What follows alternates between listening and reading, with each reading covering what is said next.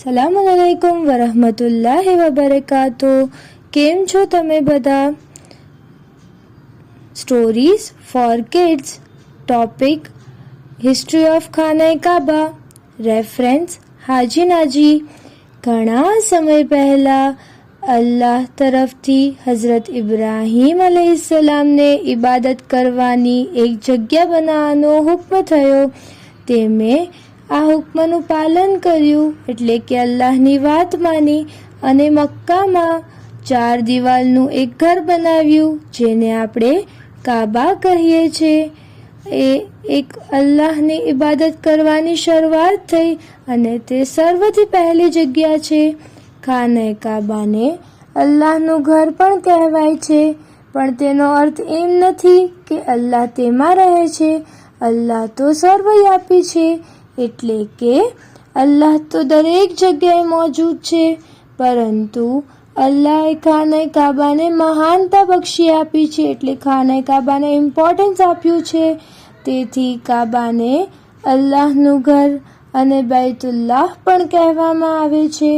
આપણા નબી હઝરત મોહમ્મદ મુસ્તફા સલ્લલ્લાહુ અલૈહિ વસલ્લમે આ જગ્યાએથી ઇસ્લામ ધર્મના પ્રચારની શરૂઆત કરી હતી, એટલે કે ઇસ્લામ દીન ફેલાવવાની શરૂઆત કરી હતી. તમામ મુસલમાનો માટે આ એક રૂહાની જગ્યા છે. આપણે જે દિશા તરફ ફેસ રાખીને નમાઝ પઢીએ છીએ, હજ એટલે ઇસ્લામિક કેલેન્ડરના છેલ્લા એટલે કે લાસ્ટ ઝિલહજ મહિનામાં પવિત્ર યાત્રા માટે જવું. આખી દુનિયાના લોકો ત્યાં હજ કરવા માટે ભેગા થાય છે. ઝિલહજ સિવાયના કોઈ મહિનામાં મક્કાની યાત્રા માટે જવાને ઉમરાહ કહેવામાં આવે છે. હજ માટે જઈ બૈતુલ્લાહમાં ઇબાદત કરવી, ખાનાએ કાબાને પોતાના આંખોથી જોવું, તે સૌથી મોટી ઇબાદત છે.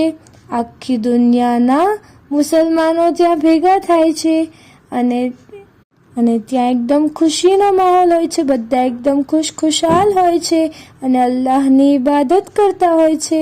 આખી દુનિયાના બધા મુસલમાનો, ગમે તે કાળા હોય, ગોરા હોય, પૈસાદાર એટલે કે રિચ હોય, ગરીબ એટલે કે જે પુઅર હોય, ઊંચા હોય, બધા એક કુટુંબની જેમ એટલે કે એક ફેમિલીની જેમ ભેગા મળીને અલ્લાહની બારગાહમાં એક સમાન એટલે કે ઇક્વલી ઊભા રહે છે અને ભાઈચારાની ભાવના એટલે કે બ્રધરહુડ. અને તમને લોકોને ખબર છે ખાને કાબામાં કોની વિલાદત થઈ હતી?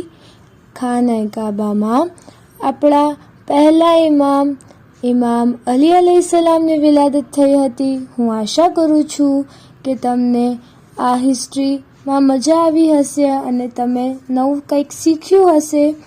જઝાકલ્લાહ. ખુદા હાફિઝ. દુઆમાં યાદ.